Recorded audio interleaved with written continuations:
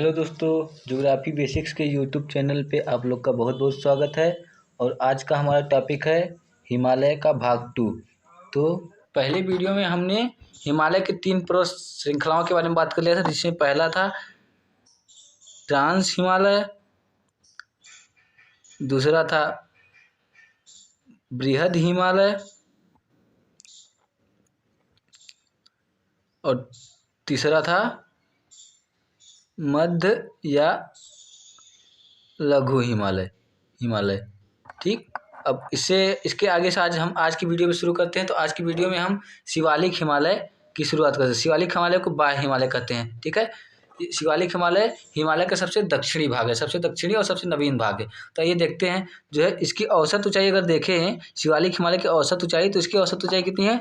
900 से 1100 मीटर। 900 से 1100 मीटर इसकी औसत ऊंचाई है। और यह संपीड़ित अवसादों द्वारा, जो मतलब कि नदियों द्वारा अवसाद लाए जाते हैं हिमालय के ऊंची चोटियों से, उन अवसादों के जमा होने से क्या बना है? शिवालिक या बाह्य हिमालय का निर्माण हुआ है। ठीक, अगर अगला पॉइंट देखें तो यह हिमालय का सबसे नवीनतम और निचला भाग है। देखिए हमने बताया ना, यह हिमालय का सबसे निचला या दक्षिणी भाग तथा सबसे नवीनतम भाग है। ठीक, और यह पाकिस्तान के पोतवार बेसिन है। ठीक, पोतवार बेसिन जो कि पाकिस्तान में है, से अरुणाचल प्रदेश के दिहांग बेसिन तक विस्तृत है। ठीक, और अगर अगला पॉइंट देखें तो यह अनेक स्थानों पर नदियों के, देखिए जो यहाँ बताया गया, यह अनेक स्थानों पर नदियों के द्वारा खंडित है। मतलब नदियों के बहाव के द्वारा यह अलग अलग स्थान पे या अनेक स्थानों पर खंडित होकर चलता है। ठीक, और अगर हम देखिए यहाँ बात करें तो हिमालयन फ्रंटल फॉल्ट, जो हिमालय फ्रंटल फॉल्ट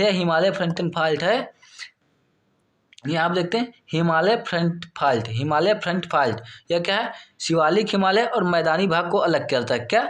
भारत के मैदानी भाग तथा शिवालिक को अलग कौन करता है? Himalaya front fault. ठीक, हिमालय फ्रंट फॉल्ट।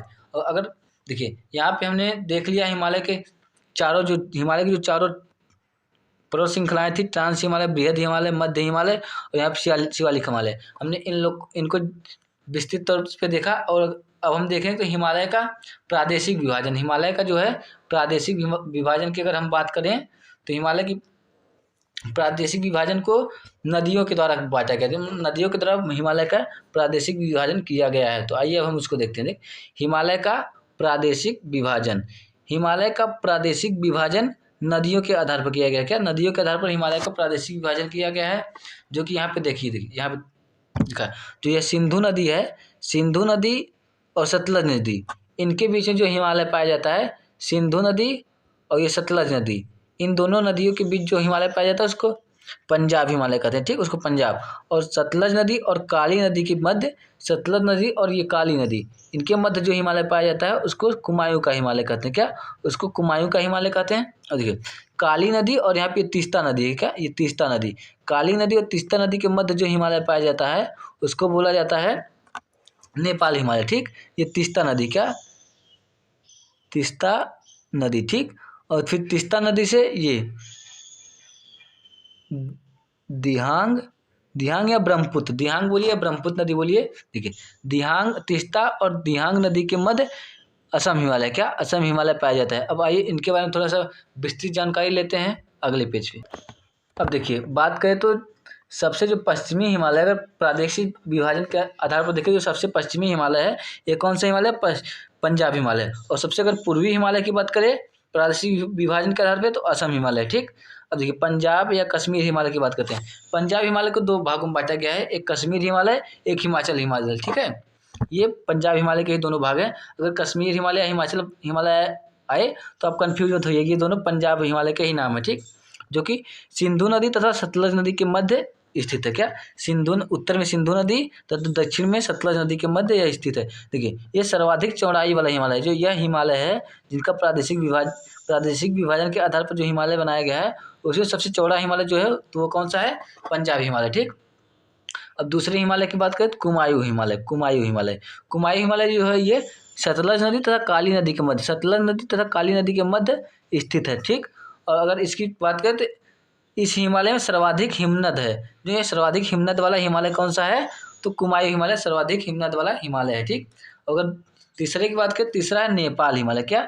तीसरा है नेपाल हिमालय। अगर नेपाल हिमालय की बात करें तो यह काली नदी तथा तीस्ता नदी के मध्य स्थित है। काली नदी तथा तीस्ता नदी के मध्य कौन सा हिमालय स्थित है? नेपाल हिमालय।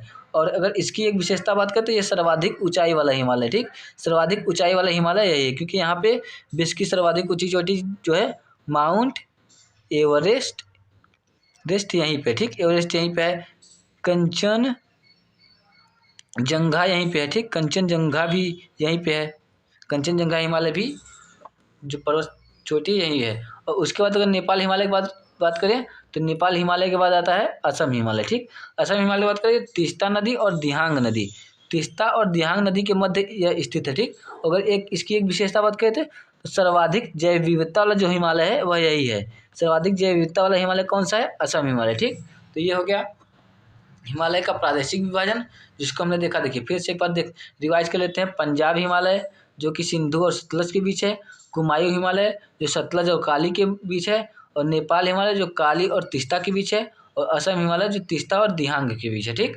अब देखते हैं हिमालय को हमने देख लिया। अब देखते हैं हिमालय से ही जो हिमालय का भाग जो नामचा पर्वत चोटी से मुड़कर दक्षिण की तरफ चला जाता है, उससे छोटी छोटी पर्वत चोटियों का निर्माण होता है। ये उनको हम देखते हैं, ठीक। उनको बोला जाता है उत्तर पूर्व की पहाड़ी क्षेत्र, उत्तर पूर्व का पहाड़ी क्षेत्र। तो अब देखते हैं हम उत्तर पूर्व का पहाड़ी क्षेत्र, ठीक। देखिए हिमालय के इस भाग में पहाड़ियों की दिशा, देखिए बोले ना हिमालय के इस भाग में पहाड़ियों की दिशा क्या है? उत्तर से दक्षिण है, क्योंकि जो हिमालय है वो यहाँ दिहांग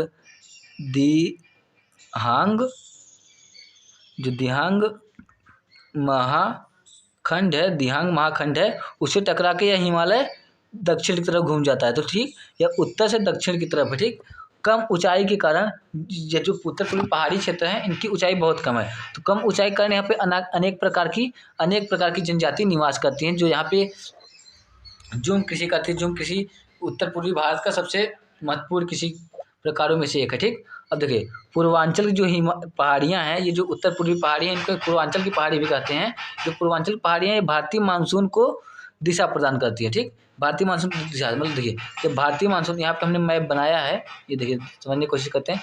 जब भारतीय मानसून यहाँ से आता है ऐसे ऐसे आके, तो यहाँ से इधर न जाके ये ऐसे टर्न हो जाता है, जिससे बिहार, उत्तर प्रदेश और पश्चिम बंगाल में ठीक अच्छी खासी बारिश हो जाती है, ठीक है। इसलिए इसको क्या बोलते हैं?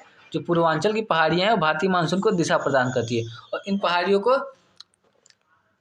मानसून विभाजक कहते हैं या फिर जल विभाजक भी कहते हैं। इन पहाड़ियों को जल विभाजक तथा जलवायु विभाजक, जो उत्तर पूर्वी पहाड़ी क्षेत्र थे उनको हमने कंप्लीट कर लिया, जो जिसको पूर्वांचल की पहाड़ियाँ कहती है उनको हमने ख़त्म कर लिया। अब देखते हैं कुछ हिमालय से रिलेटेड कुछ महत्वपूर्ण बिंदु को देखते हैं, ठीक है। देखिए जो हिमालय था, हिमालय को अगर हम उत्तर से दक्षिण देखें तो हिमालय की जो पर्वत श्रृंखलाएँ थी इनका अगर उत्तर से दक्षिण क्रम देखें तो पहले आता है ट्रांस हिमालय, फिर बृहद हिमालय आता है, फिर मध्य हिमालय आता है, फिर शिवालिक हिमालय, ठीक। ये है उत्तर से दक्षिण का क्रम है, ठीक, उत्तर से दक्षिण क्रम। तो अगर ट्रांस हिमालय की जो कुछ श्रृंखलाएँ थी, अगर उनका उत्तर से दक्षिण का विस्तार देखें, उत्तर से दक्षिण विस्तार किसका? ट्रांस हिमालय की जो पर्वत श्रृंखलाएँ हैं, तो उसमें आता है पहला काराकोरम, लद्दाख, जास्कर, पीर पंजाल, ठीक। आगे काराकोरम आएगा, फिर लद्दाख, फिर जास्कर, फिर पीर पंजाल। पीर पंजाल ट्रांस हिमालय का भाग तो नहीं है, परंतु अक्सर क्वेश्चन में इसको भी शामिल कर लिया जाता है, ठीक। तो उत्तर से दक्षिण का क्रम काराकोरम, लद्दाख, जास्कर और पीर पंजाल होता है। फिर देखिए हिमालय की कुछ प्रमुख पर्वत चोटियाँ हैं जिनका पूर्व से पश्चिम क्रम अक्सर पूछ लिया जाता है, ठीक। इन पर्वत चोटियों का पूर्व से पश्चिम क्रम अक्सर पूछ लिया जाता है। तो अगर हम इनको देखें तो देखिए सबसे पूर्वी भाग जो है, सबसे पूर्वी भाग जो अरुणाचल प्रदेश है वहाँ पे है नामचा बरवा, ठीक। यह हिमालय का सबसे पूर्वी भाग है। सबसे पूर्वी भाग हिमालय क्या है? नामचा बरवा। नामचा बरवा के बाद आता है कंचनजंगा जो कि सिक्किम में है, फिर माउंट एवरेस्ट जो कि नेपाल में, फिर अन्नपूर्णा, नंदा देवी, फिर नंगा पर्वत, फिर गार्ड यूनिवर्सिटी, ठीक। अन्नपूर्णा, नंदा देवी, फिर नंगा पर्वत, फिर गार्ड यूनिवर्सिटी। तो इनका सही क्रम क्या है? देखिए नामचा बरवा, कंचनजंगा, माउंट एवरेस्ट, अन्नपूर्णा, नंदा देवी, नंगा पर्वत, गार्ड यूनिवर्सिटी, ये है इनका पूर्व से पश्चिम क्रम। अब देखिए कुछ पर्वत श्रृंखलाएँ जो हिमालय की उनकी अगर जो प्रमुख हिमालय के पर्वत श्रृंखलाएँ हैं उनकी अगर ऊंचाई देखते हैं, ऊंचाई के घटते क्रम में अगर उनको देखते हैं, देखिए पहले नंबर पे विश्व की सर्वाधिक ऊंचाई वाली माउंट एवरेस्ट, जिसकी ऊंचाई 8,848 मीटर है। कहीं कहीं पे 8,850 मीटर भी देखने को मिलेगा। तो आप इससे कोई दिक्कत मत महसूस करिएगा, क्योंकि ये जो नवीनतम ये आंकड़ा जो है ये नवीनतम है। और ये माउंट एवरेस्ट है कहाँ, ये नेपाल में। अगर दूसरा बात करें गार्डियन ऑस्टिन, इसकी ऊंचाई है 8,611 मीटर और ये कहाँ है, लद्दाख में। लद्दाख इंडिया में है। यह पीओके में पाया जाता है, इसलिए हमेशा विवाद का विषय बना रहता है। पीओके में स्थित है, ठीक। अगर उसके बाद तीसरा देखें तो तीसरा है कंचनजंगा। कंचनजंगा की अगर हम बात करें तो कंचनजंगा की ऊंचाई 8,598 मीटर है, जो कि कहाँ है, सिक्किम इंडिया में। या सिक्किम और देखिए सिक्किम और नेपाल की बॉर्डर पे, सिक्किम और नेपाल की बॉर्डर पे क्या है, कंचनजंगा है। उसके बाद मगर मकालू की बात करें तो चौथे नंबर क्या है, मकालू जिसकी ऊंचाई 8,481 मीटर है। यह नेपाल में स्थित है, पूर्णतः नेपाल में स्थित है। उसके बाद पाँचवा है धौलागिरी, इसकी ऊंचाई 8,172 मीटर है। यह भी नेपाल में स्थित है। मतलब देखें तो विश्व की जो टॉप पर्वत चोटियाँ, मतलब सबसे ऊंची पर्वत चोटियाँ हैं, 1, 2, 3, 4 जो पाँचों हैं, ये पाँचों हिमालय में पाया जाता है। यही कारण है हिमालय को महान हिमालय या फिर महान हिमालय की का दर्जा दिया जाता है, ठीक। तो आज की वीडियो में इतना ही। अगर आपको वीडियो अच्छा लगा हो तो अपने दोस्तों के साथ शेयर करें, चैनल को सब्सक्राइब करें और वीडियो को लाइक करें। बहुत बहुत धन्यवाद। जय हिंद।